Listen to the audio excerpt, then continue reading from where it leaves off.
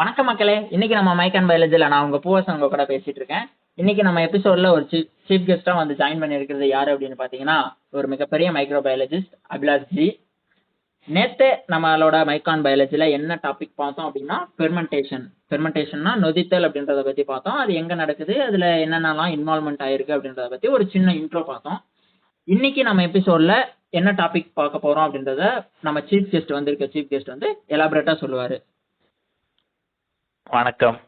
வணக்கம் அபிலாஷ், சொல்லுங்க. இன்னைக்கு நம்ம எபிசோட்ல எதை பத்தி பார்க்க போறோம் அப்படின்றத நம்ம மக்களுக்கு வந்து டீட்டெயிலா சொல்லுங்க.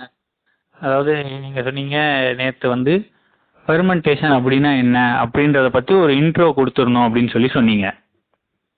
இப்போ அந்த ஃபெர்மெண்டேஷன் எங்க இருந்து வந்துச்சு, யாரு கண்டுபிடிச்சா அப்படிங்கறத நம்ம கண்டிப்பா மக்களுக்கு சொல்லி ஆகணும் இல்லையா? ஆமா, கண்டிப்பா சொல்லி ஆகணும். ஸோ அதனால இன்னைக்கு நம்ம பார்க்க போற டாபிக் வந்து ஹிஸ்டரி ஆஃப் ஃபெர்மெண்டேஷன். இந்த எஸ்டிடினா வரலாறு தானே? அதே வரலாறு தான். பார்க்கலாமா? Go ahead. அதாவது இந்த ஃபெர்மெண்டேஷன் அப்படிங்கிறது ஒரு நேச்சுரல் ப்ராசஸ்.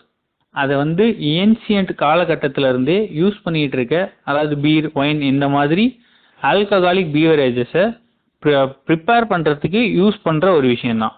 ஆனால் அதுக்கு பேர் ஃபெர்மெண்டேஷன் தான் அப்படின்னு தெரியாமலே யூஸ் பண்ணிட்டு இருந்த காலகட்டம் தான் அந்த ஏன்சியன்ட் காலகட்டம். அதாவது இந்த ஃபெர்மெண்டேஷன் அப்படின்றது வந்து இயற்கையா நடக்குது அப்படின்னு சொல்ல வரீங்க? ஆமா. அப்போ இயற்கையா நடக்குது அப்படின்னா ஏதாவது ஒரு எக்ஸாம்பிள் சொல்ல முடியுமா? அதாவது இப்போ ஒரு ஒயினை வந்து ஒரு பேரல்ல ப்ரிப்பேர் பண்றோம் அப்படின்னா மேபி அந்த பேரல்லே கூட ஒரு சில மைக்ரோ ஆர்கானிசம்ஸ் இருக்கலாம். ஓகே. ஸோ அது நம்ம எதுவுமே ஒரு மைக்ரோ ஆர்கானிசம், ஈஸ்ட் இந்த மாதிரி விஷயத்தை எக்ஸ்ட்ரா ஆட் பண்ணாம அதுல இருக்கிறது மூலியமாவேவும் அந்த ஃபெர்மெண்டேஷன் அப்படின்ற ஒரு ப்ராசஸ் நடக்கலாம். ஓகே. இது வந்து ஒரு வகையான இயற்கை தானே? ஆமா. அதுதான் வந்து ஒரு நேச்சுரல் ப்ராசஸ் அப்படின்னு சொல்றோம். ஓகே.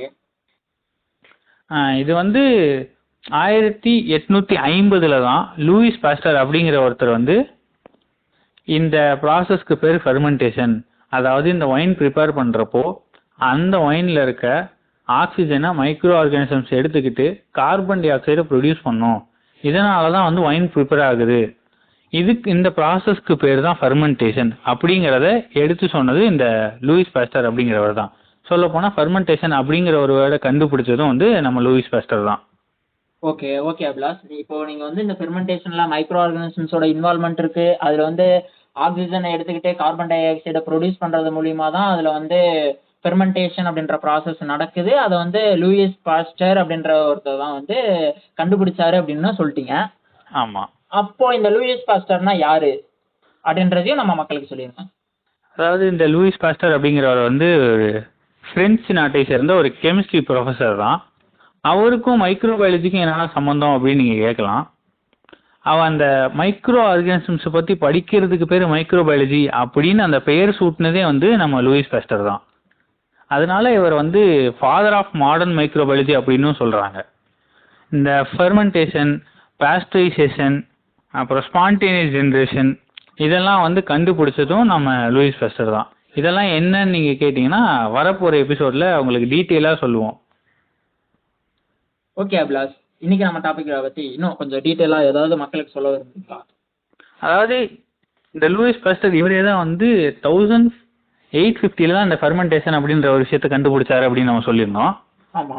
ஒரு 10 வருஷம் கழிச்சு ஒரு 1860 தான் அந்த பால்ல இருந்து தயிரா மாறுறதுக்கு அந்த பால்ல இருக்க லாக்டோபேசிலஸ் அப்படின்ற ஒரு பாக்டீரியா லாக்டிக் ஆசிடை ப்ரொடியூஸ் பண்ணி அந்த பாலை வந்து தயிரா மாத்துது.